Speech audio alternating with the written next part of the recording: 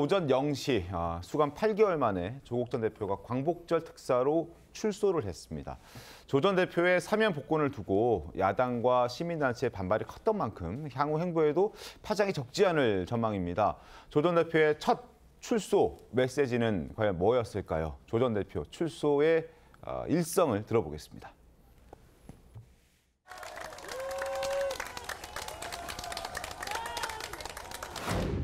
헌법적 결단을 내려주신 이재명 대통령님께 깊은 감사의 인사를 드립니다.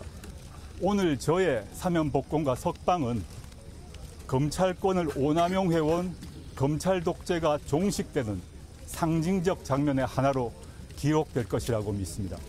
윤석열과 단절하지 못하고 윤석열을 비호하는 극우 정당 국민의힘은 다시 한번 심판받아야 합니다.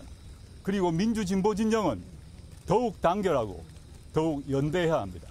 복당 조치가 이루어지면 더욱 겸허한 마음으로 더욱 낮은 자세로 국민 속으로 들어가겠습니다. 저에 대한 비판, 반대, 비방 모두 다 받아 안으면서 정치를 하겠습니다. 자, 푸른 정장, 타이, 청바지 차림의 조 전 대표의 모습 확인했습니다. 당초 오늘 저녁 국민임명식에 참석해서 이재명 대통령과 만날 거라는 예상도 있었지만 대통령실에서는 초청장을 보내지는 않았다고 합니다. 그래서 다음 주쯤 이제 공개 행보에 나설 전망들이 나오고 있는데 지금 들으셨듯이 국민의힘은 다시 심판받아야 하고 민주 진보 진영은 연대해야 한다라고 얘기를 했습니다. 최병우 위원님 어떻게 들으셨습니까? 혹시 내년 6월 지방선거를 겨냥한 그런 발언 아닌가라는 지적도 있거든요. 뭐 앞으로의 정치 행보를 요약해서 표현한 거라고 저는 생각을 합니다. 네. 그러니까 국민의힘과는 원래부터 적대적이었고요. 그다음에 지금 민주당과는 이제 연대라는 것인데 연대가 과연 민주당과의 합당까지를 포함한 개념인지 네. 아니면 현재처럼 민주당과 조국혁신당으로 각각 정당을 운영하면서 뭐 다른 방식으로 연합하는 힘을 합치는 그런 것인지는 모르지만 아마 당분간 이제 본인의 움직임과 관련해서는 네. 뭐 여러 얘기를 듣고 조금은 본인 얘기대로 조금은 좀 앞으로 나서지 않으면서 뭔가 구상을 해나가는 단계일 것이다 이렇게 보고요. 그렇게 보면 지금 민주당 내에서 이제 합당 얘기가 나오지 않습니까? 네. 본인은 이제 합당 여부에 대한 뭐 결정 이런 것도 이제 복귀를 하고 나서 아마 깊은 고민을 한 끝에 결론을 낼 것이 아닌가 이렇게 보는데 네. 제가 보기엔 네. 좀 중기적으로 전망을 해보자면 네. 아마 합당은 안 할 가능성이 더 높지 않은가 이렇게 생각합니다. 왜 합당은 안 할 것으로 전망하십니까?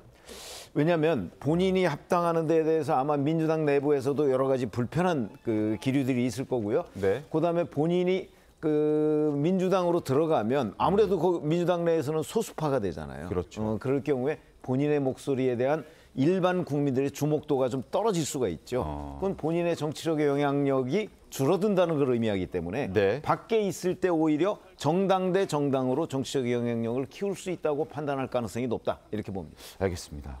그래서 그런지 정청래 더불어민주당 대표도 석방을 환영한다면서 곧 만나자 이렇게 이야기를 했습니다. 자, 조국 석방 진심으로 환영하고 축하한다. 건강검진 꼭 받고 자유로운 일상에 자연스럽게 적응해보길 바랍니다. 그러면서 곧 만나서 많은 대화를 나누시지요라고 이야기를 했습니다.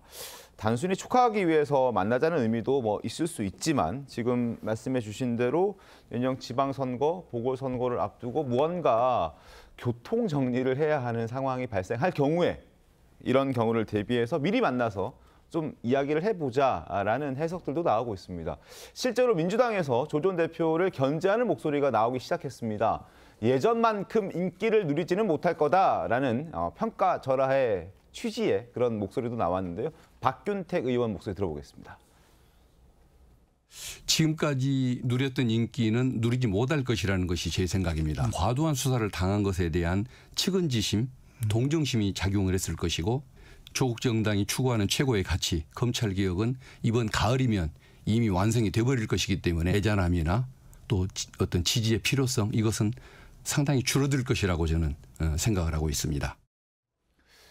조국 혁신당 입장에서도 합당에 대단히 긍정적인 메시지를 내고 있지는 않습니다. 과거에는 이제 조국이라는 구심점이 없었지만 이제는 조국 전 대표가 석방이 됐고 조만간 다시 당대표로 조기 복귀시킬 계획도 갖고 있기 때문에 그렇다면은 조국혁신단의 조국 대표로 내세워서 뭔가 큰 목소리를 내려고 하는 것 아닐까. 그런 게 만약에 계획에 있다면 앞으로도 그럴 거라면 민주당 입장에서는 좀 부담스러울 수도 있잖아요. 조기현 변호사님 어떻습니까? 뭐 그렇죠. 당연히 뭐 협력적 관계이긴 한데 네. 선거 시기에는 경쟁할 수밖에 없기 때문에 특히 이제 박균택 의원 지역구가 광주 아닙니까? 그렇죠. 그러니까 호남에서의 현역 의원들은 긴장감이 조금은 더할 겁니다. 호남에서 조국혁신당의 어떤 지지율이 굉장히 좋잖아요. 그렇죠. 지난 총선 때는 민주당보다 앞섰고 네. 담양 보궐선거 같은 경우는 민주당이 패한 이겼고요. 예, 더 조국혁신당이 이겼고요. 그렇죠. 예. 그렇기 때문에 아마 이제 특히나 호남 지역의 의원들은 약간 저런 긴장감이 생길 수밖에 없는데 그 이유는 이후에 이제 어떻게 전개될지는 지금 잘 예측하기는 어렵습니다. 네. 지금 죄송합니다. 조국 대표의 공백이라는 그러니까 사실 당의 상징이기 때문에 구속된 이후에 민주당과 한 목소리를 내고 비상계엄 내란 사태를 극복하고 이제 정권 교체를 하고 지금 이제 언론개혁, 검찰개혁에 한 목소리를 내고 있지만 사실상 차별화된 정치 세력으로서 명확히 자리 잡지는 못하고 있는 것도 분명한 한계죠. 그러니까 정당 지지율도 아마 최근 여론조사에서 3% 내외 이 정도면 사실 지금으로서는 독자적 세력으로 지방선거를 치르는 게 쉽지는 않을 겁니다. 근데 이제 조국 전 대표의 복귀 이후에 네. 전면에 나설 경우에 이제 호남에서의 어떤 정당 지지율이라든가 전국적 지지율 여러 가지 변수 여하에 따라서는 민주당의 관계 설정도 좀 새롭게 될 것인데 지금 뭔가를 섣불리 예측하기가 힘든 상황이긴 합니다. 근데 어쨌든 긴장은 안 할 수는 없는 거죠.